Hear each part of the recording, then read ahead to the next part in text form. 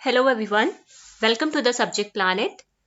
आज के सेशन में यहाँ पे हम देखने वाले हैं आपका यूनिट 7 जो है आपका पेडागोजी, एंड्रोगोजी एंड असेसमेंट। ये आपका पार्ट 2 होने वाला है। पार्ट 1 में हमने डिस्कस किया था पेडागोजी और पेडागोजिकल एनालिसिस क्या होती है, उसके बारे में पूरा हमने वहाँ पे डिटेल में डिस्कशन किया है। ठीक है, आज यहाँ पे हम देखेंगे क्रिटिकल पेडागोजी क्या होती है। ठीक है, क्रिटिकल पेडागोजी क्या होती है, उसकी मीनिंग, नीड, एप्लीकेशंस। ठीक है, और इसमें सबसे ज्यादा इंपॉर्टेंट क्या है आपका, ये जो आपके ऑर्गेनाइजिंग टीचिंग्स है, मतलब लेवल ऑफ टीचिंग, ये सबसे ज्यादा, ये जो मॉडल है आपका, ये सबसे ज्यादा इंपॉर्टेंट है। इससे क्वेश्चंस आपको देखने को मिल जाते हैं। ठीक है, जैसे कि यहाँ पे हम प्रिपरेशन कर रहे हैं यूजीसी नेट पेपर 2 एजुकेशन की, जिसमें ये हमारा पेपर 2 एजुकेशन का यूनिट 7 चल रहा है। ठीक है, ये पार्ट 2 है आपका। चलो फिर स्टार्ट करते हैं। आज सबसे पहले बात करते हैं यहाँ पे क्रिटिकल पेडागोजी की। Critical pedagogy is an educational approach.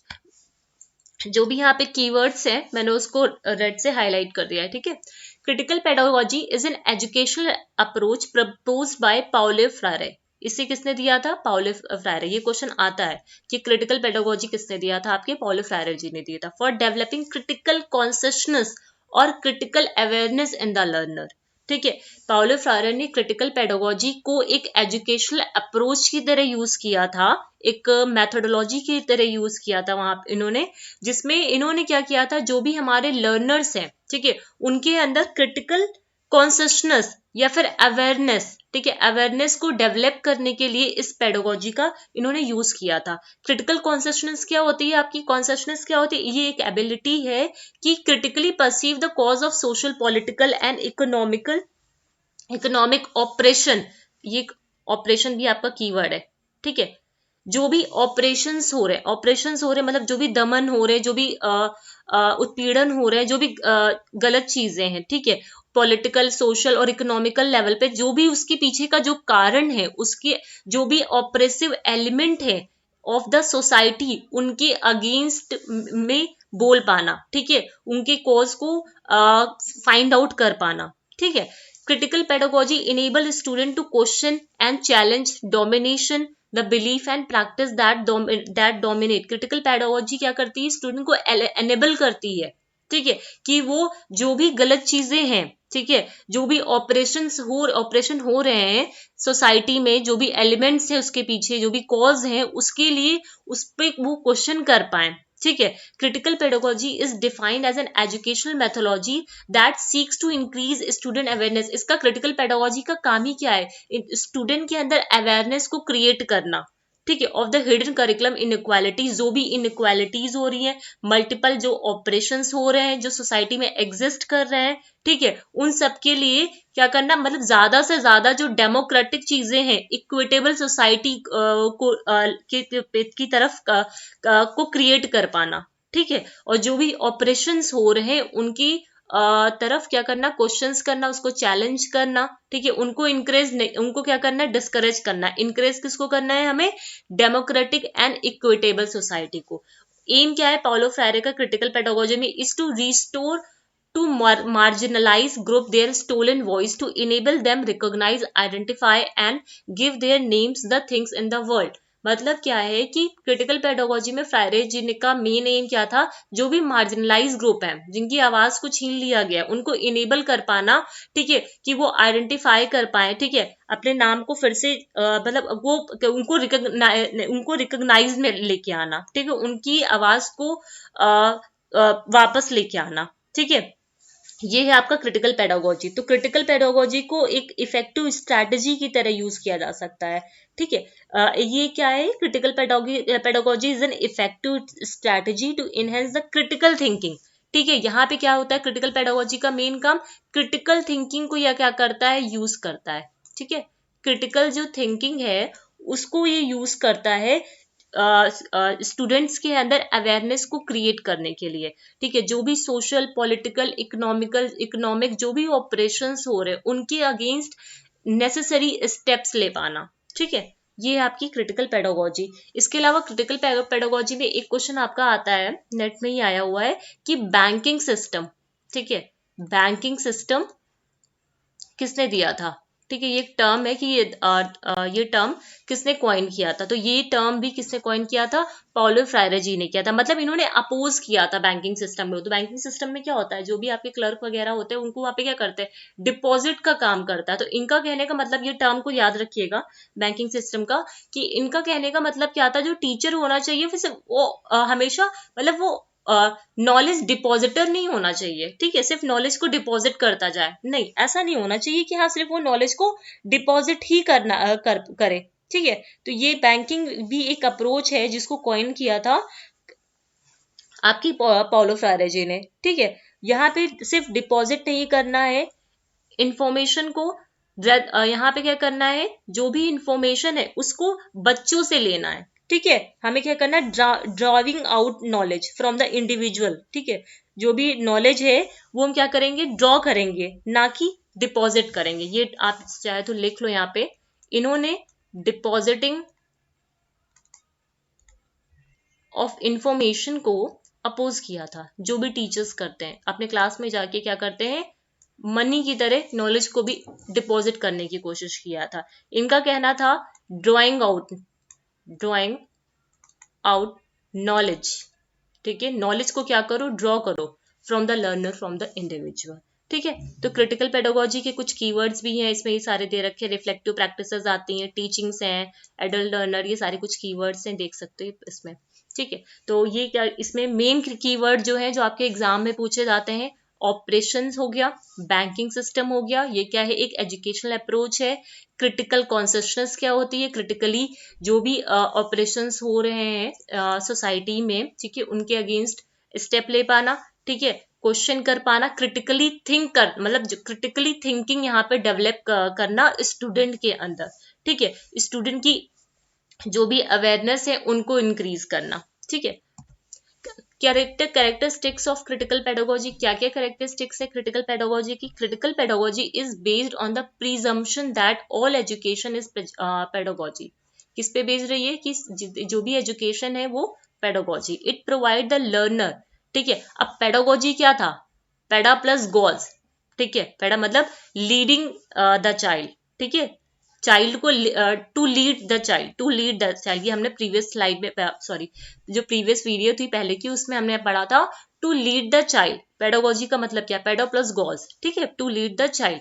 तो ये था इनका critical pedagogy is based on the presumption that education is pedagogy. It provide the learner with tools, ये लर्नर को क्या प्रोवाइड करता है, टूल प्रोवाइड करता है to better themselves and define the world, ठीक है। ये लर्नर के अंदर क्रिटिकल थिंकिंग डेवलप करता है, एज अ टूल उनको हेल्प करता है कि वो खुद को और अच्छे से समझ पाए और डिफाइन कर पाए अपने वर्ल्ड को। It's approach is issue based on problem based, जो भी क्रिटिकल चीजें क्रिटिकल थिंकिंग में किससे आती है, आपकी जो भी प्रॉब्लम सॉल्विंग चीजें हैं, ठीक है, प्रॉब्लम बेस्ड है, ठीक है, वहां पे हम क्रिटिकल थिंकिंग का यूज करते हैं, ठीक है, problem solving approach. It provide the learner with tools to analyse critically, वो जो भी लर्नर्स हैं उसे क्रिटिकली देख पाए, and how and whose benefit the knowledge is constructed. मतलब क्या करें, जो लर्नर्स हैं वो क्रिटिकली प्रॉब्लम पे क्या कर पाए, थिंक कर पाए, और एक अपनी नॉलेज को कंस्ट्रक्ट कर पाए जो बेनिफिशियल हो फॉर द सोसाइटी, ठीक है। Critical pedagogy transform the learner from object to subject, ठीक है, ये ट्रांसफॉर्म करती है नॉलेज को objects to subjects. Its aim to create a more egalitarian and just society. It transforms the learner from the role of passive learner to active participant. Critical pedagogy enable करती है learner को कि वो सिर्फ passive learner बनकर, listener बनकर ना रहे, वो क्या बने, active participant बने, सिर्फ उनको सुनना नहीं है passive बन के, उन्हें क्या करना है, उस problem में participate भी करना है, ठीक है। Critical pedagogy argues for an approach to education that is rooted with the experience of marginalized people. Critical pedagogy ने और मतलब ये अप्रोच एजुकेशन में ये बताया है कि ये जो हमारे मार्जिनलाइज ग्रुप के पीपल हैं वो एक रूट की तरह है वहां पे, ठीक है।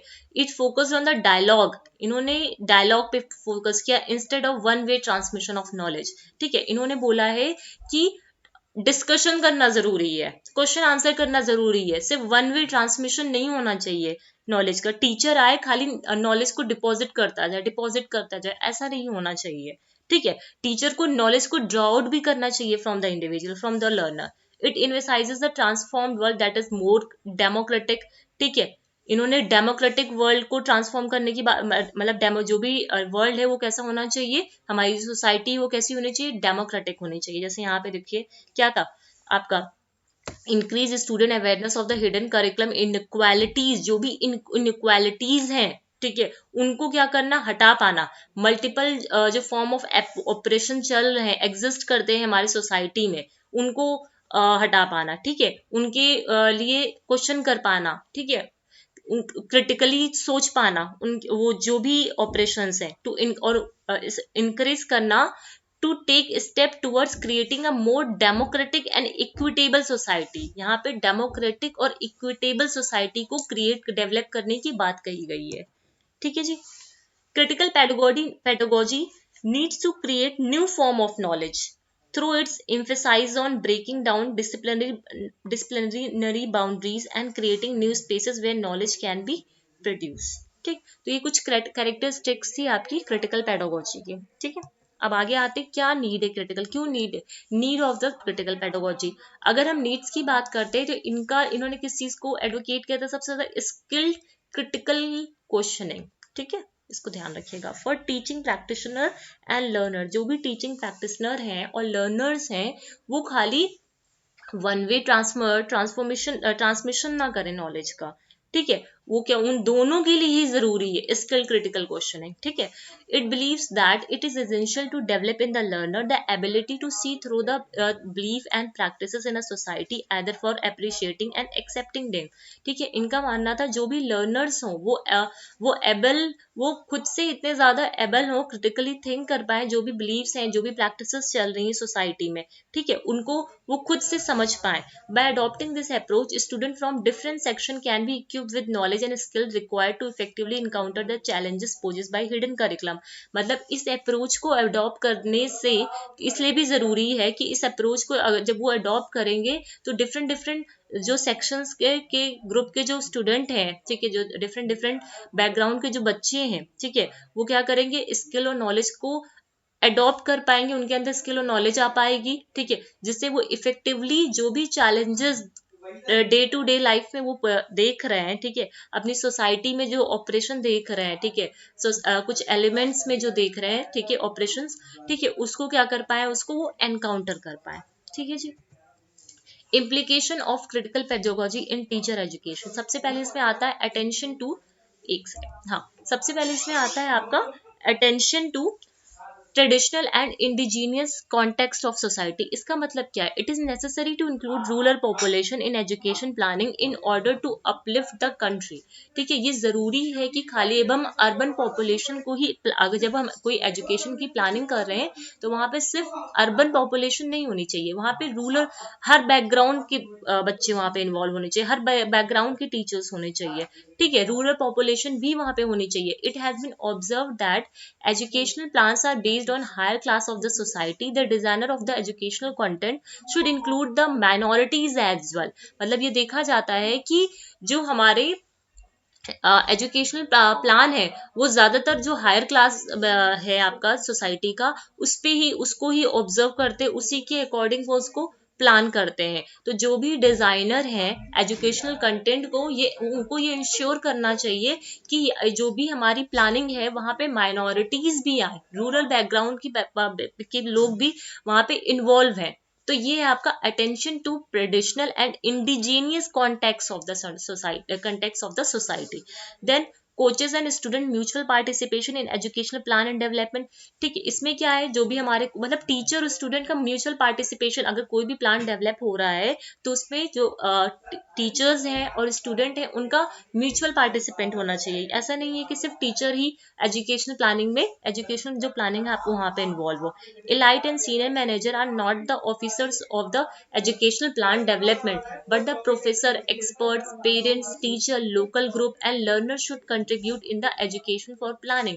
मतलब जो भी सीनियर मैनेजर्स हैं, ठीक है, एजुकेशनल जो आपके ऑफिसर्स हैं आपके, ठीक है, वो उनका ज्यादा वो ज्यादा मतलब यहाँ पे नहीं, उनका ज्यादा इन्वॉल्वमेंट नहीं होना चाहिए यहाँ पे। अगर हम किसी एजुकेशन प्लान को डेवलप कर रहे हैं तो जो भी प्रोफेसर्स होंगे, एक्सपर्ट्स होंगे, ठीक है, जो सब्जेक्ट में एक्सपर्टीज होंगे, ठीक है, पेरेंट्स होंगे, टीचर्स होंगे, लोकल ग्रुप के मेंबर्स होंगे, हमारे जो लर्नर्स होंगे डिफरेंट डिफरेंट बैकग्राउंड के, ठीक है, उनका कंट्रीब्यूशन होना चाहिए एजुकेशन प्लानिंग में। Attention to the political position of education in curriculum planning. Important ये करेक्टरिस्टिक्स है क्रिटिकल एंड पेडागोजी की, is its attention towards the political aspect of the education. ठीक है, हमें जो पॉलिटिकल एस्पेक्ट है एजुकेशन का उस पर भी ध्यान देने की जरूरत है। Critical pedagogy believes that education क्या है, एक पॉलिटिकल एक्टिविटी है और its mission is to analyse the social relation. मतलब एजुकेशन में जो भी सोशल रिलेशन है उसको भी एनालाइज करने की जरूरत है। रोल ऑफ कल्चरल सेगमेंट की बात करें, critical pedagogical perspective literacy helps in bridging the cultural barriers. जो भी कल्चरल बैरियर्स आ रहे हैं, ठीक है, जो भी दिक्कतें आ रही हैं, जो भी बैरियर्स हैं उसको हम कैसे हटा सकते हैं, जब हम उन वहां के लोगों को लिटरेट कर पाए। ठीक है, जैसे जैसे लिटरेसी रेट बढ़ेगा वैसे वैसे कल्चरल बैरियर भी हमारे खत्म हो जाएंगे। With the cultural segment plays an important role in teaching learner process. इसी वजह से जो हमारा कल्चरल सेगमेंट है वो भी एक इम्पॉर्टेंट रोल प्ले करता है टीचिंग लर्निंग प्रोसेस में। ठीक है जी, अब आते हैं लेवल्स ऑफ टीचिंग की बात करते हैं। देखो, लेवल्स ऑफ टीचिंग की बात करते हैं तो सबसे यहाँ पे 3 लेवल्स हैं आपके, reflective level, understanding level of teaching, memory level, है ना, और फिर क्या आता है आपका रिफ्लेक्टिव, अंडरस्टैंडिंग एंड मेमोरी।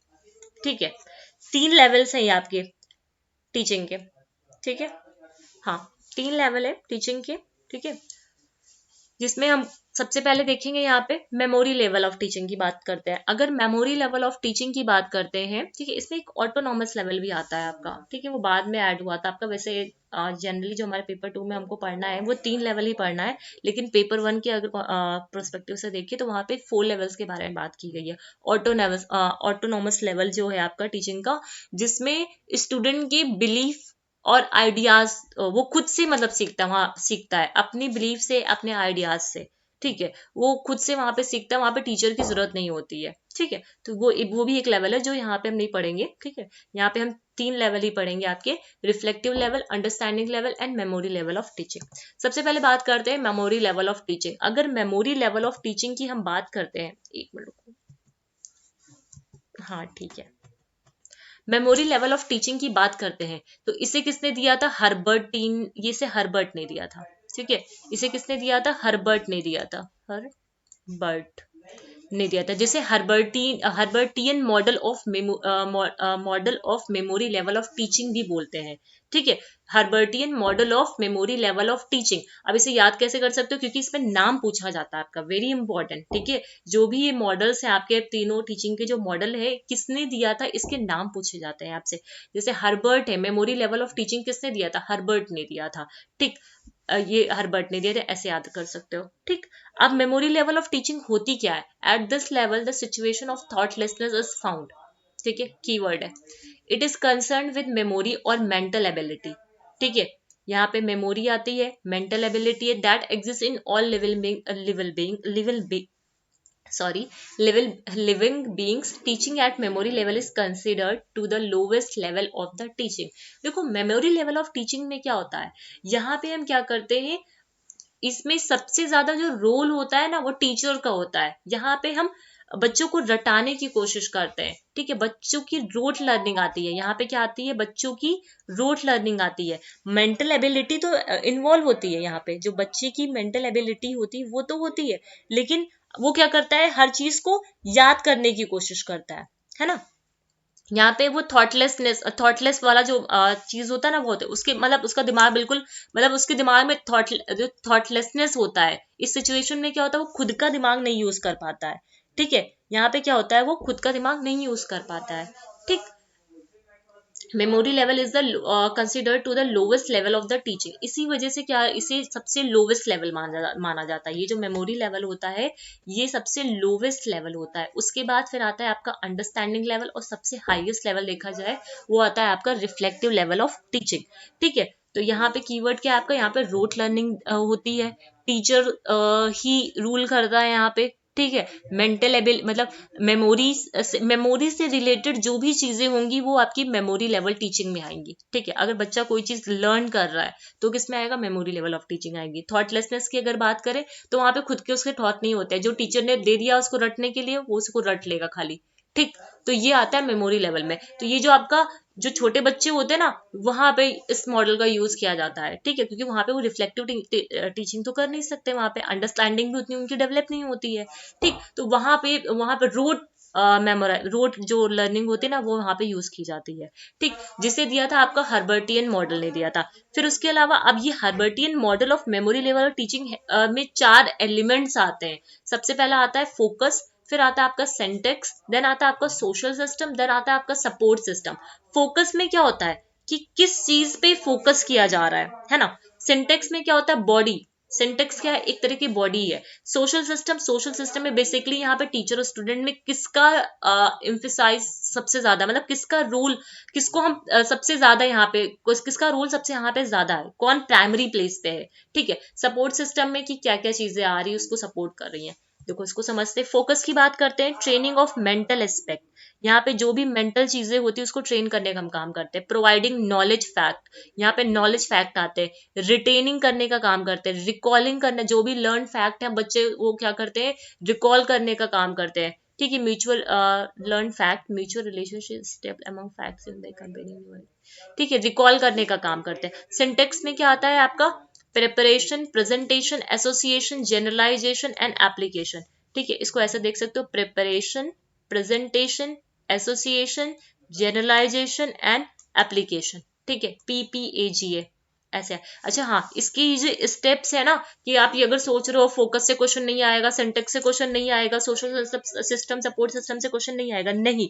आप प्रीवियस पेपर उठा के देखना, आप देखोगे कि वहां पे सिंटेक्स के जो स्टेप्स होते हैं उसके बारे में पूछा गया है। ठीक है, तो ये जो आपकी focus, syntax, social system, support system, इसको सिर्फ देखना नहीं, इसको समझना भी है आपको। ठीक है, क्योंकि इसमें स्टेप्स आपसे पूछे जाते हैं, तो इसलिए PPAGA। ठीक है, ये सेंटेक्स किस में आता है आपका, मेमोरी लेवल में। Introduction of the topic with the help of a previous knowledge, हम यहाँ पे क्या करते हैं, प्रेपरेशन करते हैं। ठीक है, प्रेपरेशन स्टेज में क्या होता है, हम टॉपिक को इंट्रोड्यूस करते हैं उसकी प्रीवियस नॉलेज को की हेल्प से।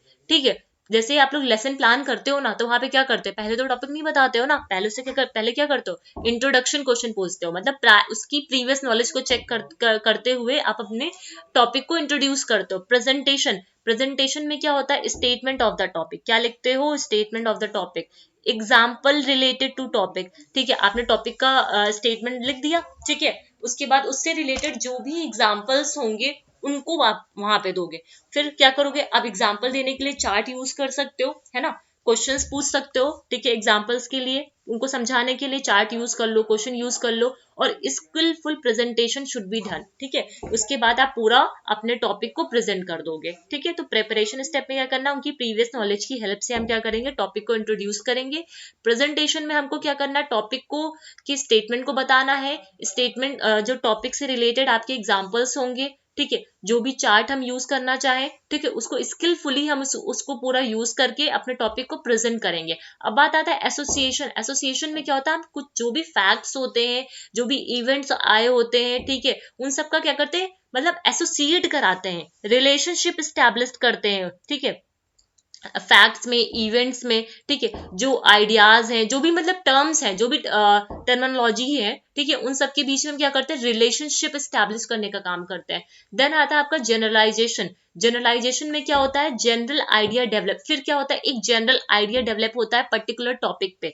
प्रिंसिपल और लॉज को यहाँ पे फॉर्म आते हैं, आपके प्रिंसिपल जो लॉज जो भी होते हैं, जो फ्यूचर लाइफ सिचुएशन में हेल्प करते हैं। ठीक है, फिर आता है एप्लीकेशन, जिससे new learn knowledge is used in the new situation. जो भी हमने टॉपिक यहाँ पे सीखा है उसको हम क्या करते हैं, न्यू सिचुएशन में जाके उसका एप्लीकेशन करते हैं। तो ये है हमारा सिंटेक्स वाला पार्ट। ठीक है जी, आगे आते हैं सोशल सिस्टम। सोशल सिस्टम में यहाँ पे कौन कौन आएगा, टीचर और स्टूडेंट, दो ही लोग आ सकते हैं, जिसमें टीचर का प्राइमरी रोल होगा, स्टूडेंट का प्राइमरी रोल नहीं होगा, क्योंकि स्टूडेंट तो यहाँ पे पैसिव है।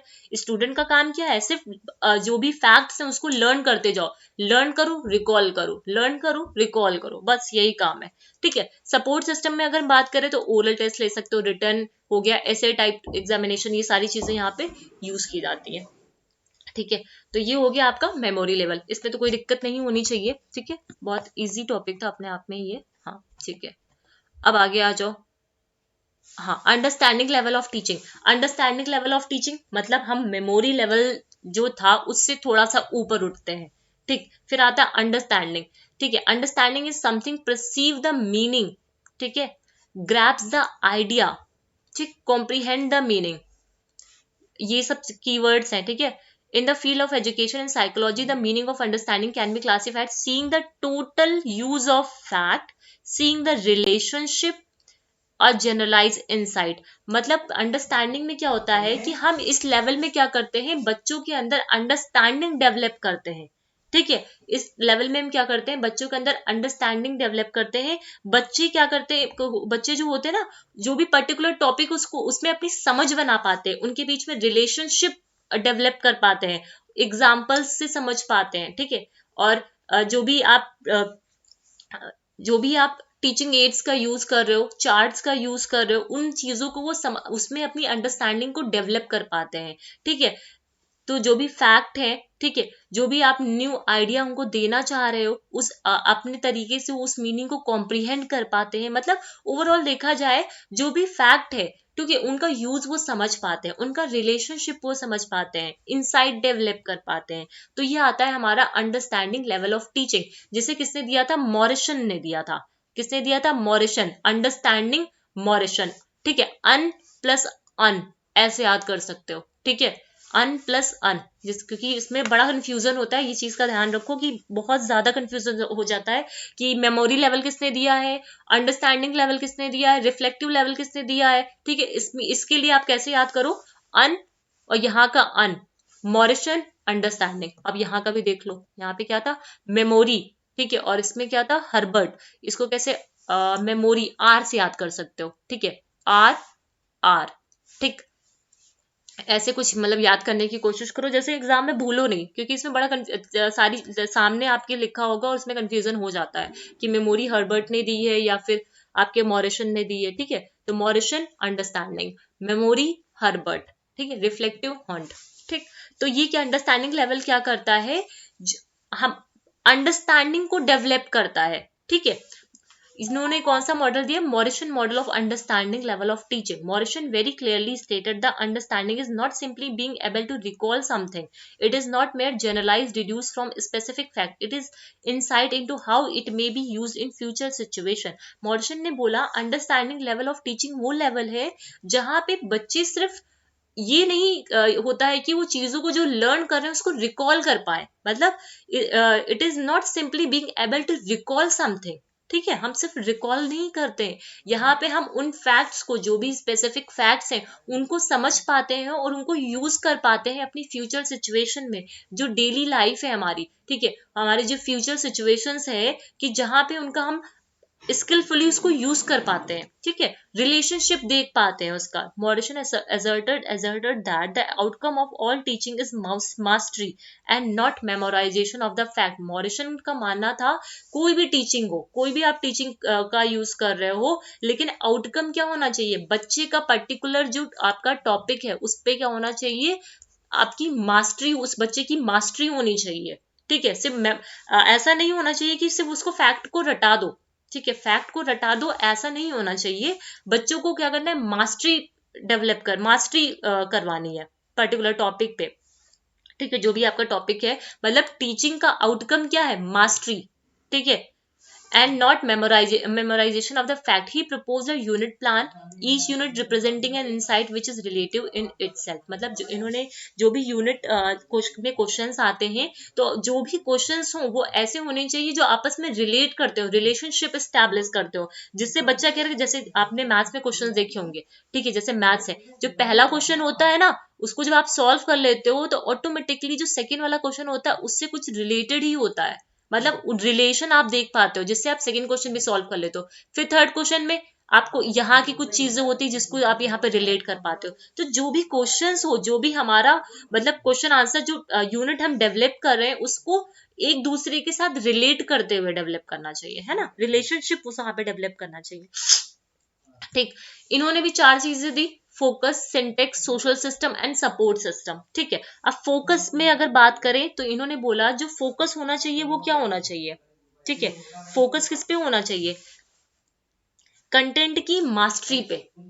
ठीक है, जो भी कंटेंट है, ठीक है, जो भी ऑब्जेक्टिव है, ठीक है, उसमें क्या होनी चाहिए, मास्टरी हमको करवानी है। ठीक है, हमारा ओवरऑल ऑब्जेक्टिव क्या होना चाहिए, बच्चे की मास्टरी कराना।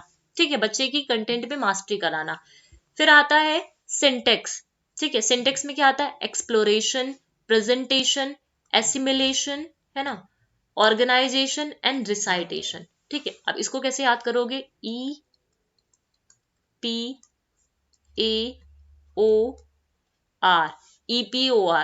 EPAOR। ठीक है, ये स्टेप्स बहुत इंपॉर्टेंट है, इसको ध्यान रखना, स्टेप्स बहुत ज्यादा इंपॉर्टेंट है, पेपर में पूछे जाते हैं कि आपके जो अंडरस्टैंडिंग लेवल है उसमें सिंटेक्स में क्या क्या आपके स्टेप्स है ना, तो इंपॉर्टेंट है ये। Exploration, presentation, assimilation, organisation, explore. ठीक है, सिंटेक्स ये बॉडी बॉडी ऑफ नॉलेज है। ठीक है, ये एक बॉडी है जो कैसे नॉलेज को प्रेजेंट करना है। ठीक है, फिर प्रेजेंटेशन देखा जाता है कैसे। एसिमिलेशन क्या होता है, एसिमिलेशन क्या होता है, कोई पुरानी चीज में हम क्या करते हैं, नई नॉलेज को भरते, नई नॉलेज को हम क्या करते हैं वहां पे एसिमिलेट करते हैं। ठीक है, फिर क्या आता है, ऑर्गेनाइजेशन, उस नॉलेज को हम कैसे ऑर्गेनाइज कर पा रहे और जब जरूरत पड़े तो कैसे रिसाइटेशन करते हैं। ठीक, अब बात आती है सोशल सिस्टम। अंडरस्टैंडिंग लेवल में क्या होता है, teacher control the behaviour of the people. इसमें क्या होता है, अंडरस्टैंडिंग लेवल में जो टीचर होता है वो स्टूडेंट के बिहेवियर को कंट्रोल करता है। इस लेवल में टीचर और स्टूडेंट दोनों ही एक्टिव रहते हैं, ये नहीं कि एक ही एक्टिव रहेगा। ठीक है, इस लेवल पे टीचर हो स्टूडेंट है, both are active in, both दोनों ही एक्टिव होते हैं। और यहाँ पे जो बच्चे होता है उनका फुली इन्वॉल्वमेंट होता है। ठीक है, सपोर्ट सिस्टम में क्या आ जाएगा, ओरल टेस्ट आ गया, रिटन ऐसे टाइप टेस्ट, ये सारी चीजें आपकी किस में आ जाती हैं, सपोर्ट सिस्टम में आ जाती हैं। ठीक है जी, आगे चलते हैं रिफ्लेक्टिव, ये है आपका हायर लेवल ऑफ टीचिंग। ठीक है, हायर लेवल ऑफ टीचिंग जो हायर क्लासेस में यूज किया जाता है। ठीक है, जिसे हम लोग इंट्रोस्पेक्टिव लेवल भी बोल देते हैं, ये कीवर्ड है, ध्यान रखना। ठीक है, जो भी डिस्कवरी होती है, ह्यूरिस्टिक मेथड है, प्रॉब्लम सॉल्विंग मेथड है, क्रिटिकल थिंकिंग है, ये सारी चीजें यहाँ पे आती हैं। Reflecting on something means giving a careful thought to something over a period of time. It also means thinking deeply about particular thing. इसमें क्या होता है कि हम किसी चीज पे, ठीक है, किसी थॉट पे हम इन डेप्थ जाके सोचते हैं। ठीक है, इसे किसने दिया था, बिगी एंड हॉन्ट्स। ठीक है, हॉन्ट्स टीचिंग मॉडल, इसे हॉन्ट ने दिया था। ठीक है, और reflective level of teaching, M Bigge held that reflective level of teaching tends to develop the classroom atmosphere which is more exciting, active, more critical, penetrating and more open to fresh and open thinking। मतलब classroom का atmosphere ऐसा होना चाहिए जहां पे बच्चे critically think कर पाए, नॉलेज को पेनिट्रेट कर पाए। ठीक है, ओपन थिंकिंग हो। Furthermore the type of inquiry pursued by the reflective class tends to be more rigorous. ठीक है, and work producing then pursued at an understanding level. This level of teaching develop the thinking ability. यहाँ पे क्या होता है, बच्चे की thinking ability develop होती है। ठीक है, जिससे वो क्या कर पाए, रियल लाइफ रिलेटेड जो भी प्रॉब्लम है उसमें रीजनिंग, यहाँ पे क्या आता है, रीजनिंग आता है, लॉजिक आता है, इमेजिनेशन आता है। ठीक है, ये कीवर्ड्स हैं आपके, रीजनिंग, लॉजिक, इमेजिनेशन, क्रिएटिविटी, ये सारी चीजें कहाँ पे आती है, रिफ्लेक्टिव लेवल ऑफ टीचिंग में आती है। ये क्या इंट्रोस्पेक्टिव लेवल है। ठीक है, ये रिफ्लेक्टिव लेवल में आता है। इसमें भी आपकी 4 चीजें हैं, आपकी focus, syntax, social system and support system. अगर हम फोकस की बात करते हैं तो हम टीचर क्या करता है, बच्चे के सामने एक प्रॉब्लम को प्रेजेंट कर देता है। अब बच्चे को बोला, जैसे पीएचडी में क्या होता है कि जो आपके गाइड वगैरह होते हैं ना, तो वो क्या करते हैं, आपको कोई प्रॉब्लम दे देते हैं। ठीक है, प्रॉब्लम दे देते हैं रिसर्च स्कॉलर को उनको क्या करना होता है कि अब सोल्यूशन ढूंढना होता है खुद से, लेकिन हाँ जहाँ पे जरूरत होती है वहां पे उनको फिर वो मदद भी करते हैं। मतलब यहाँ पे बच्चे खुद से प्रॉब्लम को सॉल्व करते हैं, कंस्ट्रक्टिव थिंकिंग यहाँ पे डेवलप होती है, नॉलेज को कंस्ट्रक्ट करते हैं, इंडिपेंडेंट इंडिपेंडेंटली वो चीजों को सॉल्व करते हैं, यहाँ पे ओरिजिनल थिंकिंग आती है ना। तो ये आता है आपका फोकस में। सिंटेक्स में बात करें, यहाँ पे क्या होता है, knowledge of body, creating a problematic situation, ठीक है। यहाँ पे एक प्रॉब्लमेटिक सिचुएशन क्रिएट की जाती है। वेरीफाई हाइपोथेसिस, एक हाइपोथेसिस होता है, ठीक है। हाइपोथेसिस में मतलब हम खुद से सोच लेते हैं, ठीक है, कि ये होगा, ऐसे होगा, ठीक है। फिर कलेक्शन ऑफ डेटा, फिर हम उस हाइपोथेसिस को टेस्ट करते हैं, ठीक। फिर क्या आता है, सोशल सिस्टम।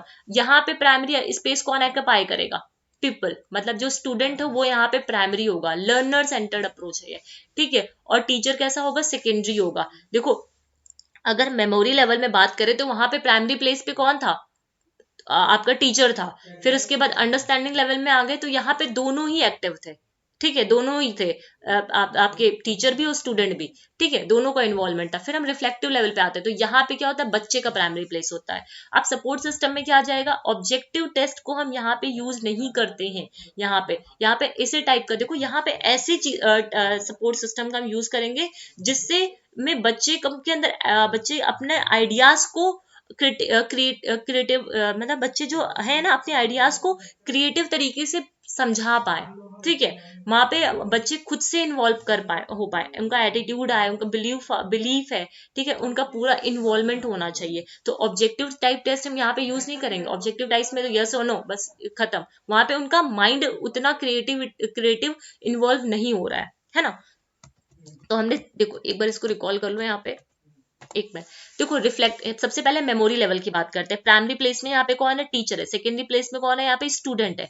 यहाँ पे टीचर और स्टूडेंट दोनों का रोल है। यहाँ पे स्टूडेंट और टीचर, प्राइमरी प्लेस पे स्टूडेंट है और सेकेंडरी प्लेस पे टीचर है। मेमोरी लेवल पे किस पे क्या करते हैं, रोट मेमोराइजेशन पे काम करते हैं। बच्चे को रटाना है, रिकॉल कराना है, ठीक है, रिकॉलिंग द फैक्ट्स, ठीक है, फैक्ट्स को लर्न करना, ठीक है, ये सारी चीजें यहाँ पे आती है। फिर अंडरस्टैंडिंग लेवल में आते हैं तो हम रिलेशनशिप की बात करते हैं, एग्जाम्पल्स को समझने की बात करते हैं, ठीक है, एग्जाम्पल्स हो गए, फैक्ट्स हो गए, ठीक है, इन सब की बात करते हैं, जो भी मतलब इनके बीच में रिलेशनशिप देख पाना। फिर रिफ्लेक्टिव लेवल में बात करते हैं, क्रिएटिव थिंकिंग की बात करते हैं, क्रिटिकल थिंकिंग की बात करते हैं, जहाँ पे प्रॉब्लम सॉल्विंग क्वेश्चंस आते हैं, आपके इमेजिनेशन आते हैं, बच्चे के आइडियाज आते हैं। ये सारी चीजें किसमें आती है, रिफ्लेक्टिव लेवल ऑफ टीचिंग।